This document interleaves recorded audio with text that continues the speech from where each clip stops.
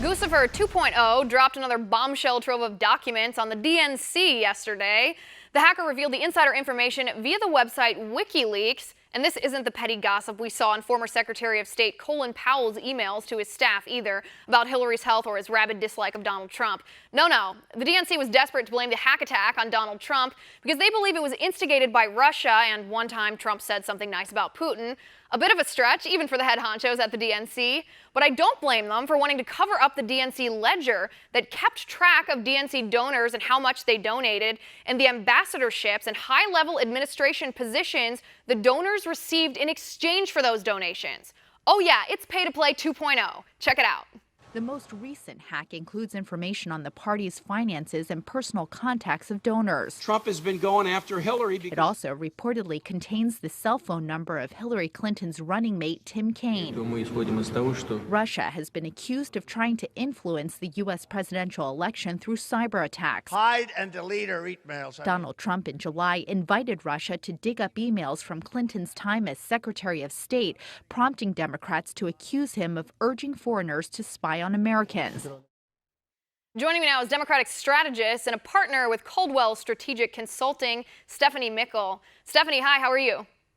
Hi, Liz. How are you? I'm doing well. Thanks for asking. All right, let's take a look at this graphic right away here. This is part of the hack that Guccifer 2.0 revealed via WikiLeaks of DNC information from their server. It shows a list of donations to the DNC and to President Obama's Organizing for Action nonprofit. And it shows these donations, the names of the people that donated, and then the ambassadorships, or like I said in the intro, the high-level administration positions that these donors received. It appears to be in exchange for these donations.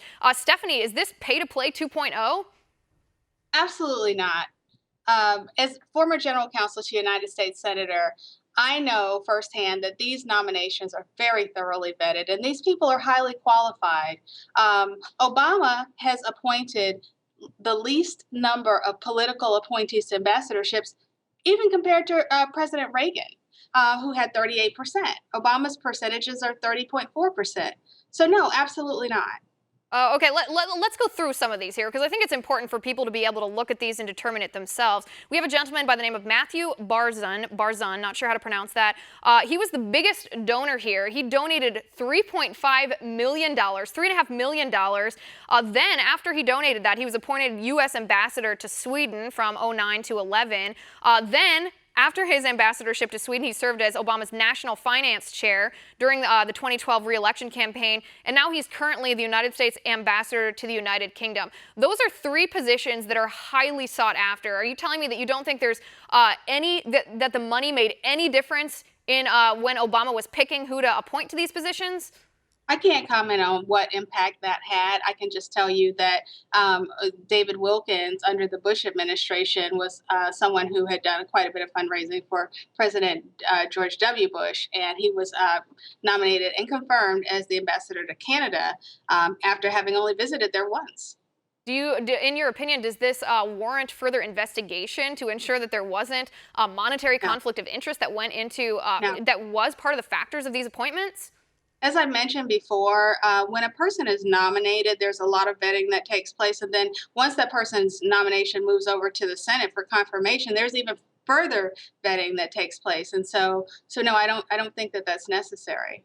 And I would have to disagree with you there. I think it's pretty important when, if a president were appointing people based off of their financial donations. Like I said, that's pay-to-play 2.0. We saw that with Hillary Clinton, what she did when she was Secretary of State with donors to the Clinton foundations. It appears to be that's what we're seeing again with this DNC ledger, Obama's donations, and then his ambassadorships. But Stephanie, before we run out of time, I want to totally switch topics on you, ask your opinion about this. This was a pretty interesting story from today. The San Francisco Board of Education, they want to change some of their school names. They want to remove the name George Washington from some of their elementary schools and replace the name George Washington with Colin Kaepernick, the football player who's refusing to stand up during NFL games during the national anthem. What do you think of that? Well, you know, I happen to like George Washington. The name of George Washington is the name of an elementary school, but I see absolutely nothing wrong with wanting to name an elementary school after Colin Kaepernick. He's done quite a bit to raise the discussion and to exercise his First Amendment rights. And so if they want to name schools after him, I think that's a fantastic idea. Right. Well, with all due respect to Colin Kaepernick here, he hardly compares to the father of our country, George Washington. His achievements, while impressive in the sports arena here, are hardly comparative to George Washington. But in my opinion, though, and I've spoken on this before, I think Colin Kaepernick fundamentally misunderstands the idea of dissent. Like you said, he's certainly free. He's certainly free to sit down for the national anthem. We're free to say whatever we want. Our First Amendment protects our right to be an idiot, as I like to say. But I think he misunderstands the purpose of dissent is the fact that we should respect that which gives us the right to dissent, and that is the protections in our Constitution, and then dissent, not disrespect the system of government that gives us that right in order to do it. He's got it backwards. Well, I actually don't agree with that. The protections that are within the Constitution, the right to freedom of speech, the right to assemble, the right to petition your government, those are not designed in such a way that people have to do it a certain way. So, for example, I can protest by standing up. I can protest by sitting down. I can exercise my freedom of speech and say something, or I can exercise my freedom of speech and keep my mouth shut. Right. So, he has the right to, under the Constitution, to interpret that how he wants to. Now, I understand. Absolutely. No argument there. He certainly has the right to do what he's doing. No argument at all there. I just think it's counterintuitive to bash the nation that gives you the right to do what you're doing. I mean, say your piece, make your point, that's fine. But to throw in bashing America, to be disrespectful, like I said, seems to me counterintuitive, since our nation is the nation that protects our right to do so. Well, there are a lot of people that protest decisions that our government makes on a million topics all the time.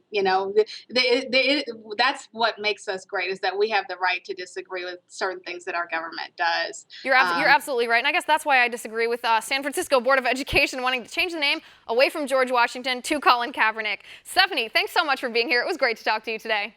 All right, guys, our final tipping point of the night. You'll never believe what this man apologized for at a Chelsea Clinton forum.